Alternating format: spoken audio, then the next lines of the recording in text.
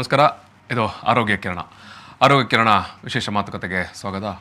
ಇದು ಮಂಗಳೂರಿನ ಪಾದಮಲ್ಲಸ್ medical college ಮತ್ತು ಆಸ್ಪತ್ರೆ ಅರ್ಪಿಸುವಂಥ ಆರೋಗ್ಯ ಕಿರಣ. ಈ ಒಂದು ಮಾತುಕತೆಯಲ್ಲಿ ನಮ್ಮ ಜೊತೆಗೆ ಡಾಕ್ಟರ್ ಜ್ಯೋತಿ ಅವರು ಭಾಗವಹಿಸಿದ್ದಾರೆ. ನಾನು ಈ ಒಂದು ಮಾತುಕತೆಗೆ ಡಾಕ್ಟರ್ ಜ್ಯೋತಿ ಅವರನ್ನು ಪ್ರೀತಿಪೂರ್ವಕವಾಗಿ ಸ್ವಾಗತ ಮಾಡ್ತಿದ್ದೇನೆ. ಡಾಕ್ಟರ್ ನಮಸ್ಕಾರ. ಡಾಕ್ಟರ್ ಜ್ಯೋತಿ ಅವರು ಪಾದಮಲ್ಲಸ್ ಮೆಡಿಕಲ್ ಕಾಲೇಜ್ ಮತ್ತು ಆಸ್ಪತ್ರೆಯಲ್ಲಿ ಡರ್ಮಟಾಲಜಿ ಡಿಪಾರ್ಟ್ಮೆಂಟಲ್ಲಿ ಅಸಿಸ್ಟೆಂಟ್ ಪ್ರೊಫೆಸರ್ ಆಗಿ ಕಾರ್ಯನಿರ್ವಹಿಸಿದ್ದಾರೆ. ಇವತ್ತು ಅವರು ನಮ್ಮ ಜೊತೆಗೆ ಮಾತನಾಡಲಿಕ್ಕೆ ಅರ್ಟಿಕೇರಿಯಾ ವಿಚಾರವಾಗಿ, ಅಂದರೆ ಸ್ಕಿನ್ ಡಿಸೀಸ್, ಈ ವಿಚಾರವಾಗಿ ನಮ್ಮ ಜೊತೆಗೆ ಮಾತಾಡಲಿಕ್ಕಿದ್ದಾರೆ. ಯಾಕೆ ಈ ರೀತಿಯ ಸಮಸ್ಯೆ ಬರುತ್ತೆ ಮತ್ತು ಯಾವ ಸಂದರ್ಭದಲ್ಲಿ ಅದಕ್ಕೆ ಚಿಕಿತ್ಸೆ ಬೇಕು, ಏನು ಚಿಕಿತ್ಸೆ, ಎಲ್ಲ ವಿಚಾರವಾಗಿ ಇವತ್ತಿನ ಈ ಒಂದು ಮಾತುಕತೆಯಲ್ಲಿ ಡಾಕ್ಟರ್ ನಮಗೆ ಮಾಹಿತಿಯನ್ನು ಕೊಡಲಿಕ್ಕಿದ್ದಾರೆ. ನಾನು ಮಾತುಕತೆಯನ್ನು ಆರಂಭಿಸುವ ಸಂದರ್ಭದಲ್ಲಿ ಡಾಕ್ಟ್ರೇ ನಿಮ್ಮ ಹತ್ರ ಹೇಳುವಂಥದ್ದು, ಅರ್ಟಿಕೇರಿಯಾ ಅಂದರೆ ಏನು ಅಂತ, ಯಾಕೆ ಬರುತ್ತೆ, ಅದರ ಗುಣಲಕ್ಷಣ ಏನು, ಇವೆಲ್ಲ ವಿಚಾರವನ್ನು ಮಾತಾಡ್ಕೊಂಡು ಹೋಗೋಣ. ಬೇಸಿಕಲಿ ಅರ್ಟಿಕೇರಿಯಾ ಅಂದರೆ ಏನದು? ಸೊ ಅರ್ಟಿಕೇರಿಯಾ ಅಂದರೆ ನಮಗೆ ದೇಹದಲ್ಲಿ ಅಲರ್ಜಿಯಿಂದ ಬರೋದು, ಒಂದು ಸಾಮಾನ್ಯವಾಗಿ ಬರೋದೊಂದು ಚರ್ಮ ರೋಗ. ಅಲರ್ಜಿಯಿಂದ ಬರುವಂಥ ಒಂದು ಸಾಮಾನ್ಯ ಚರ್ಮ ರೋಗ. ಅದನ್ನು ನಾವು ದಡಿಕೆ ಅಥವಾ ದಂದೆ ಕಾಯಿಲೆ ಅಂತಾನು ಹೇಳ್ತೇವೆ ಸಾಮಾನ್ಯವಾಗಿ. ಸಾಮಾನ್ಯ ಅಂದರೆ ಹಾಗಿದ್ರೆ ಅದರ ಗುಣಲಕ್ಷಣ ನಾವು ನೋಡೋದಿದ್ದರೆ ಗುಳ್ಳೆಗಳನ್ನು ಅಥವಾ ಏನದರದ್ದು ಲಕ್ಷಣ ಇರುತ್ತೆ? ಅದರಲ್ಲಿ ಚರ್ಮದಲ್ಲಿ ತುರಿಕೆ ಮತ್ತೆ ಕೆಂಪು ದಡಿಕೆ ಅಂತ ಹೇಳ್ತೀವಿ. ಅಂದ್ರೆ ಚರ್ಮ ದಪ್ಪ ಆಗ್ಬೋದು ಕೆರೆದಿದ್ರೆ ಆ ಜಾಗದಲ್ಲಿ, ಮತ್ತೆ ಅದರಲ್ಲಿ ಕೆಂಪಾಗೋದು, ಚರ್ಮ ಸ್ವಲ್ಪ ಬಿಸಿ ಆಗೋದು, ಆ ರೀತಿ ಗುಳೆಗಳೆಲ್ಲ, ಮತ್ತೆ ದಡಿಕೆ ಅಂತ ದಂಧೆಗಳು ಕಾಣಿಸ್ಬೋದು. ಕೆಲವೊಂದು ಕೇಸಸ್ ಅಲ್ಲಿ ಸ್ವಲ್ಪ ತೀವ್ರವಾಗಿ ಇನ್ಫೆಕ್ಷನ್, ಅಲರ್ಜಿ ಎಲ್ಲ ಇದ್ರೆ ನಮ್ಗೆ ದೇಹದಲ್ಲಿ ಉಸಿರಾಡಕ್ ತೊಂದರೆ, ತುಟಿ, ಕಣ್ಣು ಮತ್ತೆ ದಪ್ಪ ಆಗೋದು, ಆ ರೀತಿ BP ಕಡಿಮೆ ಆಗೋದು, ಆ ರೀತಿದು ಸ್ವಲ್ಪ ಸಿಂಪ್ಟಮ್ಸ್ ಕೂಡ ಕಾಣಿಸ್ಬೋದು. ಅಂದ್ರೆ ಇದು ಸಾಮಾನ್ಯವಾಗಿ ಬರುವಂತ ಒಂದು ಸಮಸ್ಯೆನಾ? ಹೌದು, ಇದೊಂದು ಲೈಫ್ ಟೈಮಲ್ಲಿ ಅಂದರೆ ಒಂದು 20% ಜನಗಳಲ್ಲಿ ಇದು ಕಾಣಿಸ್ಬೋದು. ಲೈಫ್ ಟೈಮಲ್ಲಿ ಒಂದ್ಸತಿ ಅಟ್ಲೀಸ್ಟ್ 1 ಎಪಿಸೋಡ್ ಅಂತ ಹೇಳ್ತೇವೆ. ಕೆಲವು ಕೇಸಸ್ ಅಲ್ಲಿ ಅಂದರೆ ಒಂದು 1 to 5% ಕೇಸಸ್ ಅಲ್ಲಿ ಇದು ಲೈಫ್ ಲಾಂಗ್ ಕ್ರಾನಿಕ್ ಅರ್ಟಿಕೇರಿಯಾ ಅಂತ ಆ ರೀತಿಯಲ್ಲಿ ಕಾಣಿಸ್ಬೋದು. ಹೇಗೆ ಇದು ಉಂಟಾಗುವಂಥದ್ದು? ಇದು ನಮ್ಮ ದೇಹದ ಇಮ್ಯುನಿಟಿ ಅದರಲ್ಲಿ ಬದಲಾವಣೆ ಬಂದಾಗ, ಸೊ ಇದು ರೋಗ ನಿರೋಧಕ ಶಕ್ತಿಯಲ್ಲಿ ಹೆಚ್ಚಾಗಿ ಎಲರ್ಜೆನ್ಸ್ ಅಂತ ಹೇಳ್ತೀವಿ. ಅಂದ್ರೆ ನಮ್ದು ಕೆಮಿಕಲ್ಸ್ ಅಥವಾ ವಾತಾವರಣದಲ್ಲಿ ಇರೋದು, ಆಹಾರದಲ್ಲಿ ಇರೋದು ಪ್ರೋಟೀನ್ಸ್ ನಮ್ಮ ದೇಹದ ಮತ್ತೆ ಚರ್ಮದ ಸಂಪರ್ಕದಲ್ಲಿ ಬಂದ್ರೆ ರಕ್ತದಲ್ಲಿ ನಮ್ದು ಈ ರೋಗ ತಡ್ಕೊಳ್ಳೋದು ಶಕ್ತಿಯಲ್ಲಿ ಬದಲಾವಣೆ ಬಂದು ಅದರಿಂದ ಒಂದು ಹಿಸ್ಟಮಿನ್ ಅಂತ ಒಂದು ಕೆಮಿಕಲ್ ಇರುತ್ತೆ. ಸೊ ಅಂಥದ್ದು ರಸಾಯನ ಅದು ರಿಲೀಸ್ ಆಗಿ ಬ್ಲಡ್ ಅಲ್ಲಿ ನಮ್ದು ರಕ್ತಕೋಶಗಳಲ್ಲಿ ಅದರಲ್ಲಿ ಸ್ವಲ್ಪ ಅದು ದಪ್ಪ ಆಗೋದು, ಮತ್ತೆ ಹೆಚ್ಚಾಗಿ ಬೇರೆ ಕೆಮಿಕಲ್ಸ್ ರಿಲೀಸ್ ಆಗಿ ಚರ್ಮದಲ್ಲಿ ಈ ತರ ದಡಿಕೆ, ದಂಧೆ, ಆ ತರ ಸಿಂಪ್ಟಮ್ಸ್ ಕಾಣಿಸ್ಬೋದು. ಬಹುಶಃ ನಾವು ತಗೊಳ್ಳುವಂತ ಆಹಾರದಲ್ಲಿ ಹೆಚ್ಚು ಕಡಿಮೆ ಆದಾಗ ಈ ರೀತಿಯ ಸಮಸ್ಯೆ ಏನಾದರೂ ಕಾಣಿಸುತ್ತಾ? ಹೌದು, ಕೆಲವು ಕೇಸಸ್ ಅಲ್ಲಿ ಇದು ಫುಡ್ ಪ್ರಾಡಕ್ಟ್ಸ್ ಅಥವಾ ರೆಗ್ಯುಲರ್ ಆಗಿ ತಗೊಳ್ಳೋದು ಆಹಾರದಲ್ಲಿ, ಅಂದ್ರೆ ನಮ್ಗೆ ಮೀನು ಮತ್ತೆ ಮೊಟ್ಟೆ, ಹಾಲು, ಕೆಲವೊಮ್ಮೆ ಚಾಕ್ಲೇಟ್ಸ್, ಮತ್ತೆ ಈ ಬೀಜಗಳಲ್ಲಿ ಅದರಲ್ಲಿ, ಮತ್ತೆ ಇದು ನಮ್ದು ಫುಡ್ ಎಡಿಟಿವ್ಸ್ ಅಂತ, ಫುಡ್ ಅಲ್ಲಿ ಕಲರ್ ಮತ್ತೆ ಕೆಲವೊಮ್ಮೆ ನಾವು ಕೆಮಿಕಲ್ಸ್, ರಾಸಾಯನ ಅದು ಆಡ್ ಮಾಡಿದ್ರೆ ಅದು ದೇಹಕ್ಕೆ ರಿಯಾಕ್ಟ್ ಆಗಿ ಈ ರೀತಿಯಲ್ಲಿ ನಮ್ಗೆ ಹಿಸ್ಟಮಿನ್ ರಿಲೀಸ್ ಇಂದ ಈ ಕಾಯಿಲೆ ಬರ್ಬೋದು. ಅಂದ್ರೆ ಒಂಥರ ಅದು ರಿಯಾಕ್ಷನ್ ಬಾಡಿಗೆ ಒಂದು ಎಲರ್ಜಿ ಅದರ ಮೇಲೆ. Okay okay okay. ಅಂದ್ರೆ ಈಗ ಅರ್ಟಿಕೇರಿಯಾದಲ್ಲಿ ನೀವು ಅದನ್ನು ಬೇರೆ ಬೇರೆ ವಿಧಗಳೇನಾದರೂ ಉಂಟಾ? ಅದರಲ್ಲಿ ಬೇರೆ ಟೈಪ್ಸ್ ಅಂದ್ರೆ ಕಾಮನ್ ಆಗಿ ಸಾಮಾನ್ಯವಾಗಿ ಹೇಳೋದಂದ್ರೆ ಅಕ್ಯೂಟ್ ಮತ್ತೆ ಕ್ರಾನಿಕ್ ಅರ್ಟಿಕೇರಿಯಾ. ಅದು 6 ವಾರದ ಒಳಗೆ ಸಿಂಪ್ಟಮ್ಸ್ ಇದ್ರೆ ಅದನ್ನ ನಾವು ಅಕ್ಯೂಟ್ ಅಂತ ಹೇಳ್ತೀವಿ. ಸೊ ಈ ಅಕ್ಯೂಟ್ ಅರ್ಟಿಕೇರಿಯಾ ಅಂದ್ರೆ ಇನ್ಫೆಕ್ಷನ್ಸ್ ಮತ್ತೆ ಸಾಮಾನ್ಯವಾಗಿ ನಮಗೆ ಅದು ಉಸಿರಾಡೋದು ಕಾಯಿಲೆ ಬಂದ್ರೆ ಅಥವಾ ಅದರಲ್ಲಿ ಏನಾದರೂ ಇನ್ಫೆಕ್ಷನ್ ಇದ್ರೆ, ಮತ್ತೆ ಹೊಟ್ಟೆಯಲ್ಲಿ ಇನ್ಫೆಕ್ಷನ್ ಇದ್ರೆ, ಕ್ರಿಮಿ ಮತ್ತೆ ಸೋಂಕುಗಳು ಇದರಲ್ಲಿ, ಮತ್ತೆ ಕೆಲವು ಆಹಾರದ ಪದಾರ್ಥದಲ್ಲಿ, ಕೆಲವು ಔಷಧಿಯಲ್ಲಿ, ಅಂದ್ರೆ ಇವಾಗ ಇನ್ಫೆಕ್ಷನ್ಗೆ ನಾವು ಆಂಟಿಬಯೋಟಿಕ್ಸ್ ಕೊಟ್ಟರೆ ಪೆನಿಸಿಲಿನ್, ಅದರಲ್ಲಿ ಬರ್ಬೋದು. ಜನರು ಹೇಳೋದನ್ನು ಕೇಳ್ತೇವೆ, ಮೆಡಿಸಿನ್ ತಕೊಂಡಾಗ ಅದರದ್ದು ಎಲರ್ಜಿಯಲ್ಲಿ ಈ ತರ ಅಕ್ಯೂಟ್ ಅರ್ಟಿಕೇರಿಯಾ ಕಾಣಿಸ್ಬೋದು. ಕ್ರಾನಿಕ್ ಅರ್ಟಿಕೇರಿಯಾ ಅಂದ್ರೆ 6 ವಾರದ ಜಾಸ್ತಿ ಸಿಂಪ್ಟಮ್ಸ್ ಇದ್ರೆ ಆ ತರ ಕಂಡೀಷನ್ಸ್ ಅಲ್ಲಿ ನಾವು ಅದನ್ನ ಕ್ರಾನಿಕ್ ಅರ್ಟಿಕೇರಿಯಾ ಅಂತ ಹೇಳ್ತೀವಿ. ಅದರಲ್ಲಿ ಕೆಲವೊಮ್ಮೆ ರೀಸನ್ಸ್ ಕಂಡಿಡ್ಲಿಕ್ಕೆ ಬಹಳ ಕಷ್ಟ. ಅಂದ್ರೆ ಕೆಲವು ಪೇಷಂಟ್ಸ್ ಅಲ್ಲಿ ಆಟೋ ಇಮ್ಯೂನ್ ಡಿಸೀಸ್ ಅಂದ್ರೆ ರಕ್ತದಿಂದ ಉತ್ಪತ್ತಿ ಆಗೋದು, ಆ ತರ ರೀತಿಯಲ್ಲಿ ಬರ್ಬೋದು ಈ ಕಾಯಿಲೆ. ಸಾಮಾನ್ಯವಾಗಿ ಯಾವ ಏಜಿನವರಿಗೆ ಇದು ಹೆಚ್ಚು ಕಾಡುತ್ತೆ ಅಂತ? ಅದು ಆ ತರ ಏಜ್ ರಿಲೇಟೆಡ್ ಕಂಡೀಷನ್ ಅಲ್ಲ, ಆದರೆ ಅಕ್ಯೂಟ್ ಅರ್ಟಿಕೇರಿಯಾ ಮಕ್ಕಳಲ್ಲಿ ಮತ್ತೆ ಯಂಗರ್ ಏಜ್ ಗ್ರೂಪ್ ಅಲ್ಲಿ ಹೆಚ್ಚಾಗಿ ಬರುತ್ತೆ. ಮತ್ತೆ ಕ್ರಾನಿಕ್ ಅರ್ಟಿಕೇರಿಯಾ ಮತ್ತೆ ಕೆಲ ಟೈಪ್ ಅರ್ಟಿಕೇರಿಯಾ, ಫಿಸಿಕಲ್ ಅರ್ಟಿಕೇರಿಯಾ ಅಂತ ಹೇಳ್ತೀವಿ. ಅಂದ್ರೆ ಅದು ಈಗ ತಂಪದಿಂದ ಕಾಂಟ್ಯಾಕ್ಟ್ ಇಂದ ಮತ್ತೆ ಹೀಟ್ ಕಾಂಟ್ಯಾಕ್ಟ್ ಇಂದ, ಸೂರ್ಯಕಿರಣದ ಕಾಂಟ್ಯಾಕ್ಟ್ ಇಂದ, ಅದರಿಂದ ಎಲ್ಲ ಇದು ಅತಿಯಾದ ಬಿಸಿಲಿಗೆ ಹೋದಾಗ ಕೂಡ ಹೌದು. ಆ ತರದ್ದು ಕಂಡೀಷನ್ಸ್ ಮತ್ತೆ ಕ್ರಾನಿಕ್ ಅರ್ಟಿಕೇರಿಯಾ ಹೆಚ್ಚಾಗಿ ಮಹಿಳೆಯರಲ್ಲಿ ಕಾಣಿಸ್ಬೋದು. ಕ್ರಾನಿಕ್ ಅರ್ಟಿಕೇರಿಯಾ ಮಹಿಳೆಯರಲ್ಲಿ ಜಾಸ್ತಿಯಾಗಿ ಬರುತ್ತೆ ಅಂತ ಕಾಣಿಸ್ಬೋದು. ನಾವು ಅಂದ್ರೆ ಈ ಪರ್ಸೆಂಟೇಜ್ ನೋಡಿದ್ರೆ ಮಹಿಳೆಯರಲ್ಲಿ ಸ್ವಲ್ಪ ಹೆಚ್ಚಾಗಿ ಕಾಣಿಸುತ್ತೆ. ಪರ್ಟಿಕ್ಯುಲರ್ಲಿ ಏನಾದರೂ ರೀಸನ್ ಮಹಿಳೆಯರಲ್ಲಿ ಜಾಸ್ತಿ ಕಾಣೋದಕ್ಕೆ? ಕೆಲವೊಮ್ಮೆ ಹಾರ್ಮೋನಲ್ ಚೇಂಜಸ್ ಇಂದ ಈ ಕಾರಣದಿಂದ ಸಹ ಈ ಕಾಯಿಲೆ ಬರ್ಬೋದು. ಎಸ್, ಈ ಸಮಸ್ಯೆ ಆಯ್ತು, ಈಗ ಅರ್ಟಿಕೇರಿಯಾ ಬಂತು, ಅದು ನೆಕ್ಸ್ಟ್ ಬೇರೆ ಏನಾದರೂ ಆ ತೊಂದರೆಗೆ ಕಾರಣ ಆಗತ್ತಾ? ಅದು ಕೆಲವು ಪೇಷಂಟ್ ಅಲ್ಲಿ ಕಾಯಿಲೆ ತೀವ್ರ ಆಗಿರುವಾಗ ನಮಗೆ ರಕ್ತಕೋಶಗಳಲ್ಲಿ ಹೆಚ್ಚಾಗಿ ಕೆಮಿಕಲ್ಸ್ ರಿಲೀಸ್ ಆದರೆ ದೇಹದಲ್ಲಿ ಸೀರಿಯಸ್ ಪ್ರಾಬ್ಲಮ್ಸ್ ಕಾಣಿಸ್ಬೋದು. ಅಂದ್ರೆ ಕಣ್ಣಲ್ಲಿ ಊತ ಬರೋದು, ಉಸಿರಾಡಕ್ ತೊಂದರೆ ಆಗೋದು, BP ಕಡಿಮೆ ಆಗ್ಬೋದು. ಸೊ ಆ ತರ ಕಂಡೀಷನ್ ನಾವು ಆಂಜಿಯೋಡಿಮಾ ಅಥವಾ ಮತ್ತೆ ಆನಫೈಲಾಕ್ಸಿಸ್ ಅಂತ ಹೇಳ್ತೀವಿ. ಅದರಲ್ಲಿ ಸೀರಿಯಸ್ ಆಗಿ ಇಮಿಡಿಯೇಟ್ ಟ್ರೀಟ್ಮೆಂಟ್ ಅವಶ್ಯಕತೆ ಮಾಡಬೇಕಾಗುತ್ತೆ.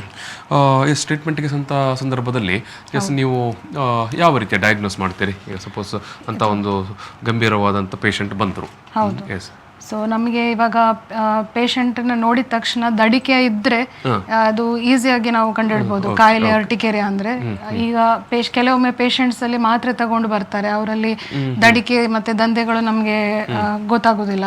ಆ ತರ ಕೇಸಸ್ ಅಲ್ಲಿ ಬ್ಲಡ್ ಟೆಸ್ಟ್ ಮತ್ತೆ ಕೆಲವುದು ಟೈಪ್ದು ಯೂರಿನ್ ಟೆಸ್ಟ್ ಮತ್ತೆ ಸ್ಪೆಷಲ್ ಆಗಿ ಸ್ಕಿನ್ ಪ್ರಿಕ್ ಟೆಸ್ಟ್ ಅಂತ ಹೇಳ್ತೀವಿ, ಅಂದ್ರೆ ಚರ್ಮದಲ್ಲಿ ಮಾಡಿ ನೋಡೋದು ಟೆಸ್ಟ್ ಪರೀಕ್ಷೆ, ಆ ರೀತಿಯಲ್ಲಿ ಮಾಡಬೇಕಾಗುತ್ತೆ. ಈಗ ರಕ್ತ ತಪಾಸಣೆ ಅಂತ ಬರುವಾಗ ಯಾವ ರೀತಿಯ ರಕ್ತ ತಪಾಸಣೆ ಮಾಡಬೇಕಾಗುತ್ತೆ? ಇದು ರಕ್ತದಲ್ಲಿ ನಮ್ದು ಸೆಲ್ಸ್ ಅಂದ್ರೆ ಇಮ್ಯುನಿಟಿದು ಈ ರೋಗ ಪ್ರತಿರೋಧ ಶಕ್ತಿದು ಸೆಲ್ಸ್ ಇರುತ್ತದೆ. ಅದರಲ್ಲಿ IgE ಅಂತ ಅಂದ್ರೆ ನಮ್ದು ಇಮ್ಯುನೋಗ್ಲೋಬುಲಿನ್ E ಅಂತ ಹೇಳ್ತೇವೆ. ಆ ರೀತಿದು ಸೆಲ್ಸ್ ಸ್ವಲ್ಪ ಹೆಚ್ಚಾಗಿ ಇನ್ಕ್ರೀಸ್ ಆಗುತ್ತೆ ಕಾಯಿಲೆ ಆಕ್ಟಿವ್ ಆಗಿರುವಾಗ.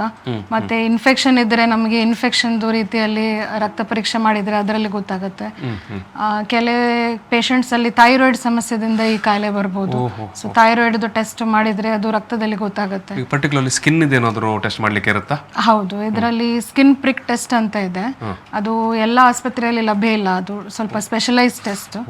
ಅದರಲ್ಲಿ ಒಂದು 65ಕ್ಕಿಂತ 70 ಊಟದ್ದು ಮತ್ತೆ ಇದು ಅಂದ್ರೆ ಆಹಾರದ ಪದಾರ್ಥ ಮತ್ತೆ ನಮ್ದು ಎನ್ವೈರ್ಮೆಂಟ್ ಅಲ್ಲಿ ಇರೋ ಧೂಳದ ಪದಾರ್ಥದ್ದು ಟೆಸ್ಟ್ ಮಾಡಿ ನೋಡ್ಬೋದು.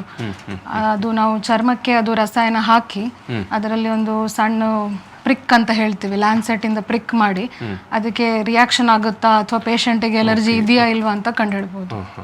ಈಗ ಅವರಿಗೆ ಚಿಕಿತ್ಸೆ ನೀಡೋ ಸಂದರ್ಭದಲ್ಲಿ ಉಪಶಮನ ಅಂತ ಹೇಳ್ತೇವೆ ನಾವು, ಯಾವ ರೀತಿಯ ಚಿಕಿತ್ಸೆ, ಯಾವ ರೀತಿಯ ಟ್ರೀಟ್ಮೆಂಟ್? ಸೊ ಇದರಲ್ಲಿ ಹಲವಾರು ಟ್ರೀಟ್ಮೆಂಟ್ ಆಪ್ಷನ್ಸ್ ಇದೆ. ಕಾಮನ್ ಆಗಿ ನಾವು ಸಾಮಾನ್ಯವಾಗಿ ಕೊಡೋದಂದ್ರೆ ಇದು ಹಿಸ್ಟಮಿನ್ ರಿಲೀಸ್ ಆಗುತ್ತಿದೆಯಲ್ಲ ಈ ಕಾಯಿಲೆಯಲ್ಲಿ, ಅದಕ್ಕೆ ನಾವು ಆಂಟಿ ಹಿಸ್ಟಮಿನ್ಸ್ ಅಂತ ಮೆಡಿಸಿನ್ಸ್ ಇದ್ದೇವೆ. ಸೊ ಆ ಪೇಷಂಟ್ಸ್ಗೆ ಅದು ಕೊಡ್ಬೋದು. ಮತ್ತೆ ಸ್ವಲ್ಪ ತುರಿಕೆ ಹಾಗೂ ಉರಿ ಆಗೋದು ಅದನ್ನ ಕಡಿಮೆ ಮಾಡಲಿಕ್ಕೆ ಕ್ಯಾಲಮಿನ್ ಲೋಷನ್ ಹಾಗೆ ಕೆಲದು ಹಚ್ಚೋದು ಮದ್ದು ಲೋಷನ್ಸ್ ಕೊಡ್ಬೋದು. ಆಂಜಿಯೋಡಿಮಾ ಮತ್ತೆ ಆನಫೈಲಾಕ್ಸಿಸ್ ಕೇಸಸ್ ಅಲ್ಲಿ ಪೇಷಂಟ್ನ ಅಡ್ಮಿಟ್ ಮಾಡಬೇಕಾಗ್ತದೆ. ಮತ್ತೆ ಸ್ಪೆಷಲೈಸ್ ಟ್ರೀಟ್ಮೆಂಟ್ ಕಾರ್ಟಿಕೋಸ್ಟಿರಾಯ್ಡ್ಸ್ ಅಥವಾ ಇಂಜೆಕ್ಷನ್ ಅಲ್ಲಿ ಎಡ್ರಿನಲ್ಲಿನೆಲ್ಲ ಕೊಡಬೇಕಾಗ್ತದೆ. ಈಗ ಜನರಲ್ ಆಗಿ ನೀವು ಅಡ್ಮಿಟ್ ಮಾಡಿಕೊಳ್ಬೇಕಾದಂಥ ವಿಷಯ ಹೇಳಿದ್ರೆ ನೀವು ಎಲ್ಲಾ ಪೇಷಂಟ್ಗೆ ಅಡ್ಮಿಷನ್ ಬೇಕಾಗಲ್ಲ. ಅಂದ್ರೆ ತೀವ್ರ ಆಗಿ ಅಂದ್ರೆ ದೇಹ ಪೂರ್ತಿ ದಡಿಕೆ ಬಂದ್ರೆ ಪೇಷಂಟ್ಗೆ ಪಾಸ್ಟ್ ಹಿಸ್ಟ್ರಿ ಇದ್ರೆ ಅಂದ್ರೆ ಕೆಲ ಫುಡ್ ಪ್ರಾಡಕ್ಟ್ಸ್ ತಗೊಂಡು ತುಟಿ ದಪ್ಪ ಆಗೋದು ಅಥವಾ ಉಸಿರಾಡೋದು ತೊಂದರೆ ಬರ್ತಾ ಇದೆ ಅಥವಾ BP ಲೋ ಆಗಿದೆ, ತಲೆ ಸುತ್ತು, ಹಾಗೆ ಏನಾದರೂ ಸಿಂಪ್ಟಮ್ಸ್ ಇದ್ರೆ ಪೇಷಂಟ್ನ ಸ್ವಲ್ಪ ಟೈಮ್ ಒಬ್ಸರ್ವ್ ಮಾಡಬೇಕಾಗ್ತದೆ. ಆ ಸಂದರ್ಭದಲ್ಲಿ ಪೇಷಂಟಿಗೆ ಅಡ್ಮಿಷನ್ ಮಾಡಿ ಕೆಲವುದು. ಈಗ ಈ ರೀತಿಯ ಸಮಸ್ಯೆಗಳೆಲ್ಲ ಈಗ ನೀವು ಆ ಗುಣಲಕ್ಷಣ ಎಲ್ಲ ಹೇಳಿದ್ರಿ, ಮತ್ತೆ ಯಾವ ಕಾರಣಕ್ಕೆ ಅಂತ ಕೂಡ ಹೇಳಿದ್ರಿ. ನಮಗೆ ಇದನ್ನು ಅವಾಯ್ಡ್ ಮಾಡಲಿಕ್ಕೆ ಸಾಧ್ಯ ಉಂಟಾ, ಈ ಅರ್ಟಿಕೇರಿಯಾ ಬರದ ಹಾಗೆ ಅಥವಾ ಉಂಟಾಗದ ಹಾಗೆ? ಹೌದು, ಕೆಲ ಕೇಸಸ್ ಅಲ್ಲಿ ನಮಗೆ ಇವಾಗ ಇನ್ಫೆಕ್ಷನ್ ರಕ್ತದಲ್ಲಿ ಇದ್ರೆ ಅದಕ್ಕೆ ಟ್ರೀಟ್ಮೆಂಟ್ ಮಾಡಿಸ್ಬೋದು. ಪುನಃ ಕ್ರಿಮಿದು ಪ್ರಾಬ್ಲಮ್ ಇದ್ರೆ ಅದಕ್ಕೆ ಕ್ರಿಮಿದು ಮದ್ದು ಬರುತ್ತೆ, ಆ ತರದ್ದು ಟ್ರೀಟ್ಮೆಂಟ್ ಮಾಡಿಸ್ಬೋದು. ಆಹಾರ ಪದಾರ್ಥದಿಂದ ಅಥವಾ ಧೂಳು ಪದಾರ್ಥದ್ದು ಈ ಸ್ಪೆಷಲೈಸ್ ಟೆಸ್ಟ್ ಮಾಡಿದ್ರೆ ಪ್ರಿಕ್ ಟೆಸ್ಟ್ ಅಲ್ಲಿ ಏನಾದ್ರು ಕಂಡುಹಿಡಿದ್ರೆ ಅದನ್ನ ನಾವು ಸ್ವಲ್ಪ ಅವಾಯ್ಡ್ ಮಾಡಿದ್ರೆ ಈ ಫ್ಯೂಚರ್ ಅಲ್ಲಿ ಒಂದು ಅರ್ಟಿಕೆ ಬರೋ ಚಾನ್ಸಸ್ ಸ್ವಲ್ಪ ಕಡಿಮೆ ಆಗುತ್ತೆ. ಅಲ್ಲ, ಇದು ಸಾಮಾನ್ಯವಾಗಿ ಪರ್ಸನ್ ಟು ಪರ್ಸನ್ ಸ್ಪ್ರೆಡ್ ಆಗುತ್ತಾ?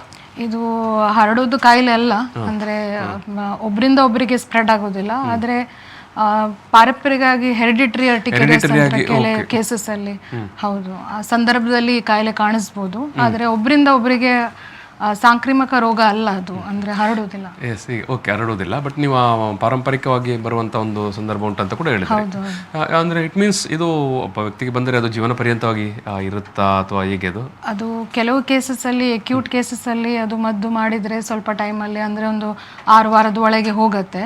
ಒಂದು 1 to 1.2% ಕೇಸಸ್ ಅಲ್ಲಿ ಅದು ಲೈಫ್ ಲಾಂಗ್ ಕಾಯಿಲೆ ಕಾಣಿಸ್ಬೋದು. ಈಗ ಸಾಮಾನ್ಯವಾಗಿ ಈಗ ನೀವು ಔಷಧಿಯಲ್ಲಿ ಹೋಗುತ್ತೆ ಅಂತ ಹೇಳಿದ್ರೆ, ಸಾಮಾನ್ಯ ಎಷ್ಟು ಸಮಯದಲ್ಲಿ ಹೋಗುತ್ತೆ? ಅಂದರೆ ಆ ಟ್ರೀಟ್ಮೆಂಟ್ ಅನ್ನೋದು ಎಷ್ಟು ಸಮಯ ಬೇಕು? ಹೌದು, ಟ್ರೀಟ್ಮೆಂಟ್ ಹಾಗೆ ಫಿಕ್ಸ್ಡ್ ಅಂತ ಟ್ರೀಟ್ಮೆಂಟ್ ಡ್ಯೂರೇಷನ್ ಇಲ್ಲ. ಪೇಷಂಟ್ ಟು ಪೇಷಂಟ್ ಅದರಲ್ಲಿ ಬೇರೆ ಬೇರೆ ವ್ಯತ್ಯಾಸ ಕಾಣಿಸ್ಕೊಳ್ಳುತ್ತದೆ. ಕ್ರಾನಿಕ್ ಅರ್ಟಿಕೇರಿಯಾ ಇದ್ರೆ ಸ್ವಲ್ಪ ಕಷ್ಟ, ಹೋಗೋದು ಸ್ವಲ್ಪ ಕಷ್ಟ. ಅಂದ್ರೆ ಒಂದು ವರ್ಷಕ್ಕಿಂತ ಹೆಚ್ಚಾಗಿ ಟ್ರೀಟ್ಮೆಂಟ್ ಮಾಡಿಸ್ಬೇಕಾಗುತ್ತದೆ. ಈಗ ಇಷ್ಟು ಈ ಡ್ಯೂರೇಷನ್ 1-1.5 ವರ್ಷ ಎಲ್ಲ ಈ ರೀತಿ ಟ್ರೀಟ್ಮೆಂಟ್ ಮಾಡುವಾಗ ಆ ಪೇಷಂಟಿಗೆ ಬೇರೆ ಏನಾದರೂ ದುಷ್ಪರಿಣಾಮ, ಅಡ್ಡ ಪರಿಣಾಮ, ಮೆಡಿಸಿನ್ ಅಡ್ಡ ಏನಾದರೂ ಸಮಸ್ಯೆ ಆಗೋ ಸಾಧ್ಯತೆ ಉಂಟಾ? ಸೊ ಈ ಟೈಮಲ್ಲಿ ನಾವು ಆ್ಯಕ್ಚುಲಿ ಪೇಷಂಟ್ದು ಬ್ಲಡ್ ಟೆಸ್ಟ್ ಮತ್ತು ಯೂರಿನ್ ಟೆಸ್ಟ್ ಎಲ್ಲ ಮಾಡಿ, ಲಿವರ್ ಮತ್ತು ಹಾಗೂ ಕಿಡ್ನಿದೆಲ್ಲ ಟೆಸ್ಟ್ ಮಾಡಿ, ಅಂದರೆ ಮಾತ್ರೆ ಅವರಿಗೆ ಏನಾದರೂ ಬೇರೆ ದುಷ್ಪರಿಣಾಮ ಅಥವಾ ಎಫೆಕ್ಟ್ ಆಗ್ತಿದೆಯಾ ಅಂತ ನೋಡಬೇಕಾಗ್ತದೆ ಆ ಥರ ಕೇಸಸ್ಸಲ್ಲಿ. ಒಂದು ವೇಳೆ ಈಗ ಅರ್ಟಿಕೇರಿಯಾ ಬಂದಿರುವಂಥ ಅವ್ರಿಗೆ ನೀವು ಟ್ರೀಟ್ಮೆಂಟ್ ಮಾಡ್ತಾ ಇರ್ತೀರಿ, ಅಂಥ ಸಂದರ್ಭದಲ್ಲಿ ಅವರು ಗರ್ಭಿಣಿ ಆದರೆ ಏನಾದರೂ ಸಮಸ್ಯೆ ಕಾಡುತ್ತಾ, ತೊಂದರೆ ಆಗುತ್ತಾ? ಸೊ ಇವಾಗ ನಮ್ಮ ಹತ್ರ ಆ್ಯಂಟಿಹಿಸ್ಟಮಿನಿಕ್ಸ್ ಅಂತ ಹೇಳ್ತೀವಿ, ಆ ಕ್ಯಾಟಗರಿಯಲ್ಲಿ ಅಂದರೆ ಗರ್ಭಾವಸ್ಥೆಯಲ್ಲಿ ಕೊಡೋದು ಕೆಲವು FDA ಅಪ್ರೂವ್ಡ್ ಮೆಡಿಸಿನ್ಸ್ ಅಂತ ಇದೆ. ಸೊ ಮಹಿಳೆಯರಲ್ಲಿ ಗರ್ಭಾವಸ್ಥೆಯಲ್ಲಿ ಯಾವ ಟ್ರೈಮೆಸ್ಟರಲ್ಲಿ ಇದ್ದಾರೆ, ಎಷ್ಟು ಮಂತ್ಸ್ ಪ್ರೆಗ್ನೆಂಟ್ ಆಗಿದ್ದಾರೆ, ಆ ರೀತಿಯಲ್ಲಿ ನೋಡಿ ಮತ್ತೆ ನಾವು ಕೆಲ ಟೈಪ್ದು ಆ್ಯಂಟಿಹಿಸ್ಟಮಿನಿಕ್ಸ್ ಅವರಿಗೆ ಟ್ರೀಟ್ಮೆಂಟ್ ಆಗಿ ಕೊಡ್ಬೋದು. ತುಂಬ ತೀವ್ರ ಆಗಿ ಇದ್ದರೆ ಸಿವಿಯರ್ ಕೇಸಸ್ಸಲ್ಲಿ ಕಾರ್ಟಿಕೋಸ್ಟಿರಾಯ್ಡ್ ಟ್ರೀಟ್ಮೆಂಟ್ ಕೂಡ ಮಾಡಬೇಕಾಗ್ತದೆ ಪ್ರೆಗ್ನೆನ್ಸಿಯಲ್ಲಿ. ಸಣ್ಣ ಮಕ್ಕಳಿಗಾದರೆ ಮಕ್ಕಳಿಗೆ ಅವರಿಗೆ ವೇಟ್ ಪ್ರಕಾರ ನಾವು ಅದನ್ನ ಸ್ವಲ್ಪ ಅಡ್ಜಸ್ಟ್ ಮಾಡ್ಕೊಂಡು ಟ್ರೀಟ್ಮೆಂಟ್ ಮಾಡಬೇಕಾಗ್ತದೆ ಅವರಿಗೆ. ಎಸ್, ಈಗ ಅರ್ಟಿಕೇರಿಯಾ ಬಗ್ಗೆ ನೀವು ಸವಿವರವಾಗಿ ಹೇಳಿದರೆ, ಇದರ ಆಚೆಗೆ ಬೇರೆ ಚರ್ಮಕ್ಕೆ ಏನಾದರೂ ಅಲರ್ಜಿ ಆಗುವಂಥದ್ದು? ಸೊ ಈ ಅರ್ಟಿಕೇರಿಯಾ ಸಂದರ್ಭದಲ್ಲಿ ಹೌದು, ಅದು ಏಟೋಪಿಕ್ ಡರ್ಮಟೈಟಿಸ್ ಅಂತ ಹೇಳ್ತೇವೆ. ಅಂದರೆ ಇದು ರಕ್ತದಲ್ಲಿ ನಾವು ಮುಂಚೆ ಹೇಳಿರೋದು IgE ಅಂತ, ಆ ಇಮ್ಯುನೋಗ್ಲೋಬ್ಲಿನ್ ಹೆಚ್ಚಾಗಿ ಇದ್ದರೆ ಕೆಲವು ಪೇಷಂಟ್ಸಿಗೆ ಒಂದು ಬೇರೆ ಎಲರ್ಜಿ ಕಾಯಿಲೆ, ಅಂದರೆ ಏಟೋಪಿಕ್ ಡರ್ಮಟೈಟಿಸ್ ಅಂತ ಒಂದು ಎಲರ್ಜಿದು ಚರ್ಮ ಕಾಯಿಲೆ, ಆ ಥರ ಪೇಷಂಟ್ಸಿಗೆ ಈ ಅರ್ಟಿಕೇರಿಯಾ ಹೆಚ್ಚಾಗಿ ಕಾಣಿಸ್ಬೋದು. ಆ ಪರ್ಸೆಂಟೇಜ್ ಸ್ವಲ್ಪ ಹೆಚ್ಚಾಗಿ ಬರುತ್ತೆ ಅವರಲ್ಲಿ. ಈಗ ನೀವು ಆರಂಭದಲ್ಲಿ ಕೂಡ ಹೇಳಿದರೆ ಈ ಪರ್ಸೆಂಟೇಜ್ ಅಂದರೆ ಈಗ ಒಟ್ಟು ನಮ್ಮ ಜನ ಸಮುದಾಯದಲ್ಲಿ ಅರ್ಟಿಕೇರಿಯಾ ಒಂದು ಕಾಮನ್ ಥಿಂಗ್. ಹೌದು, 20% ಕೇಸಸ್ ಅಲ್ಲಿ ಲೈಫ್ ಟೈಮ್ ಅಟ್ಲೀಸ್ಟ್ 1 ಎಪಿಸೋಡ್ ಕಾಣಿಸ್ಕೊಳ್ಳುತ್ತೆ. ಓಕೆ. ಬಟ್ ಎನಿಯೋ ಅವೆಲ್ಲವನ್ನು ಏನು ಇಂದ ಆರಂಭಿಕ ಸ್ಟೇಜ್ ಅಲ್ಲಾದ್ರೆ ಅದನ್ನು ಪಕ್ಕ ಗುಣ ಮಾಡ್ಲಿಕ್ಕೆ ಆಗುತ್ತೆ. ಅದರಲ್ಲಿ ಸ್ವಲ್ಪ ಲಾಂಗ್ ಟರ್ಮ್ ಕೆಲವು ಪೇಷಂಟ್ಸ್ ಅಲ್ಲಿ ಲಾಂಗ್ ಟರ್ಮ್ ಟ್ರೀಟ್ಮೆಂಟ್ ಬೇಕಾಗುತ್ತೆ ಅಂತ. ಎಸ್ ವೀಕ್ಷಕರೇ, ಅರ್ಟಿಕೇರಿಯಾದ ಬಗ್ಗೆ ಡಾಕ್ಟರ್ ಜ್ಯೋತಿಯವರು ತುಂಬ ಸಕಾಲಿಕವಾದಂಥ ಮಾಹಿತಿಯನ್ನು ಇವತ್ತು ನೀಡಿದ್ದಾರೆ. ಅದು ಯಾಕೆ ಬರುತ್ತೆ, ಏನು ಗುಣಲಕ್ಷಣ. ಎಸ್, ಡಾಕ್ಟರ್ ಹೇಳುವಾಗೆ ಸಾಮಾನ್ಯವಾಗಿ ಎಲ್ಲ ವರ್ಗದ ಜನರಿಗೂ ಒಂದಲ್ಲ ಒಂದು ಬಾರಿ ಈ ಸಮಸ್ಯೆ ಕಾಡಿರಬಹುದು ಅಥವಾ ಕಾಡಿರುತ್ತೆ.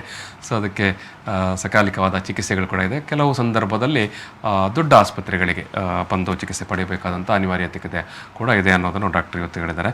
ಎಸ್, ನಾನು ಈ ಒಂದು ಮಾತುಕತೆಯಲ್ಲಿ ಸಮಾಪನ ಮಾಡ್ತಾ ಇದ್ದೇನೆ. ನಿಮಗೆ ಕೂಡ ಅರ್ಟಿಕೇರಿಯಾದ ಬಗ್ಗೆ ಏನಾದರೂ ಮಾಹಿತಿಗಳು ಅಥವಾ ಚಿಕಿತ್ಸೆ ಅಥವಾ ಅದರ ಬಗ್ಗೆ ಒಂದಷ್ಟು ಹೆಚ್ಚುವರಿ ಮಾಹಿತಿಗಳು ಬೇಕಾದಾಗ ಅಥವಾ ನಿಮ್ಮ ಪಕ್ಕ ಯಾರಿಗಾದರೂ ಚಿಕಿತ್ಸೆ ಬೇಕಂತ ಇದ್ದ ಸಂದರ್ಭದಲ್ಲೂ ಕೂಡ ಫಾದರ್ ಮುಲ್ಲಸ್ ಆಸ್ಪತ್ರೆಗೆ ಭೇಟಿ ಕೊಡಬಹುದು. ಎಸ್, ನಾನು ಈ ಒಂದು ಮಾತುಕತೆಯನ್ನು ಸಮಾಪನ ಮಾಡೋ ಸಂದರ್ಭದಲ್ಲಿ ಡಾಕ್ಟರ್ ಜ್ಯೋತಿ ಮೇಡಮ್ ಅವರಿಗೆ ಪ್ರೀತಿಪೂರ್ವಕವಾದಂಥ ಧನ್ಯವಾದನ ಸಮರ್ಪಣೆ ಮಾಡಿ ಸಮಾಪನ ಮಾಡ್ತಾ ಇದ್ದೇನೆ. ಎಸ್, ಇದು ಆರೋಗ್ಯ ಕಿರಣ ಮಾತುಕತೆ. ಡಾಕ್ಟರ್ ಜ್ಯೋತಿ ಅವರು ಫಾದರ್ ಮುಲ್ಲಸ್ ಮೆಡಿಕಲ್ ಕಾಲೇಜ್ ಮತ್ತು ಆಸ್ಪತ್ರೆಯ ಡರ್ಮಟಾಲಜಿ ಡಿಪಾರ್ಟ್ಮೆಂಟಲ್ಲಿ ಅಸಿಸ್ಟೆಂಟ್ ಪ್ರೊಫೆಸರ್ ಆಗಿರೋರು. ಅವರು ಇವತ್ತು ನಮ್ಮ ಜೊತೆಗೆ ಅರ್ಟಿಕೇರಿಯಾದ ಬಗ್ಗೆ ಈ ಒಂದು ಸಮಸ್ಯೆ ಬಗ್ಗೆ ನಮಗೆ ಸವಿವರವನ್ನು ಕೊಟ್ಟಿದ್ದಾರೆ. ಜೊತೆಗೆ ಯಾವ ರೀತಿಯ ಚಿಕಿತ್ಸೆ ಅನ್ನೋದನ್ನು ಕೂಡ ಹೇಳಿದ್ದಾರೆ. ಎಸ್, ನಾನು ಈ ಒಂದು ಮಾತುಕತೆಯನ್ನು ಸಮಾಪನ ಮಾಡ್ತಾ ಇದ್ದೇನೆ. Thank you.